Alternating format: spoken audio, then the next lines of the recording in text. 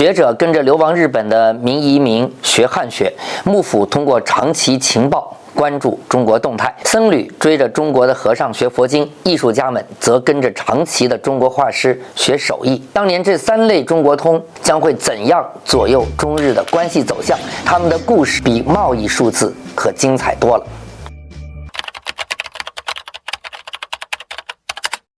公元1603年，德川幕府统一日本以后，国内就稳定了，官员们的腰杆呢也挺直了。这些原本崇拜中国文明的日本人开始觉得，统治清朝的满人是蛮夷，中国文明被破坏了，而日本因为没有向蛮族低头，反而变得更加的繁荣。到公元1660年代，日本官员甚至不再称中国为中国，这个词意味着中央王国嘛，他们觉得日本也是世界的中心。那么这种自信是哪儿来的呢？当然，一部分来自当年依靠神风击退蒙古大军的历史记忆。很多日本人相信自己的国土是诸神庇佑之地。不过，这种自信里呢，还藏着一些不安。他们始终担心中国、朝鲜或者西方列强会打过来。这时候，日本的学界开始出现了国学运动。学者们想要用纯粹的日本研究取代传统的汉学，他们推崇本土的神道教，而不是来自中国的佛教。虽然国学始终没有超过汉学的地位，但确实呢，也吸引了不少的追随者。甚至有人提出，日本版的儒学比中国的更加的纯正。在这些人里呢，仙台藩的军事战略家林子平格外引人注目。这位生活在公元1738年到1793年的学者，在1791年写了一本《海国兵谈》，主张日本应该控制北海道和琉球，也就是今天的冲绳。今天的学者认为呢，他的观点在当时都算是很极端了。还有一些中国学者认为，这就是日本后来扩张野心的早期信号。就在一部分精英自信膨胀的同时，日本社会的主流思想却依然深深扎根于中国文化。全国各地的藩校都在培养武士子弟学习汉学，儒家经典还是必修课。幕府发现忠君思想有利于统治，所以呢，也在大力推广儒学。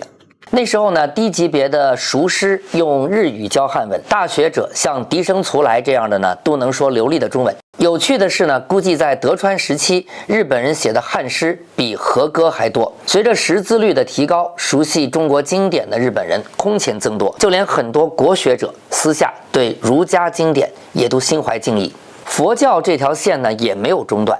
公元1671年，日本要求所有的家庭必须在佛寺登记，这个制度呢一直延续到德川末年。公元1654年，中国禅师隐元呢来到了长崎，7年后在京都附近也建了一个万福寺。这个寺庙呢现在还是重要的文化遗产。日本僧侣始终敬重中国这个佛教的故乡。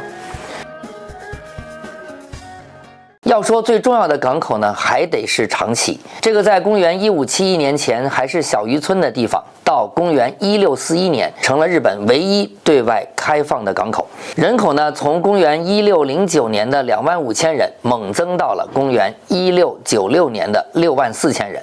长崎呢，不仅是日本的贸易中心，还是经济枢纽。荷兰船每年都要提交封说书，向幕府报告世界动态。但是最重要的还是中国贸易。到17世纪末，约有5000中国人住在长崎的唐人街，他们按籍贯建了佛寺作为聚会场所。现在去长崎旅游呢，还能看到这些充满异国风情的唐寺。